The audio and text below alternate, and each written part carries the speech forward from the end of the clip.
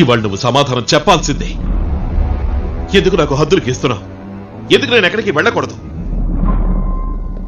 ఎందుకంటే నేను నిన్ను దూరం చేసుకోలేను. అంటే ఏమిటి నీ ఉద్దేశం? జీవితాంతో ఇక్కడే ఉంటూ నీ కాళ్ళ దగ్గరే పడుండి నీ మొహమే చూస్తూ కూర్చోవాలా? కొండలు గుట్టలు వాగులు చెట్లు చేమలు వీటితోనే కాలక్షేపం చేసి జీవితం గడిపేయాలనా?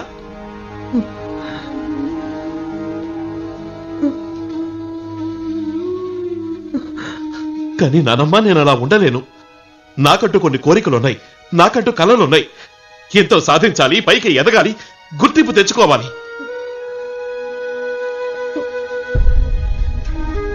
నేను నీకు దూరం కాకూడదు, కానీ ప్రియ నాకు దూరం కావాలా?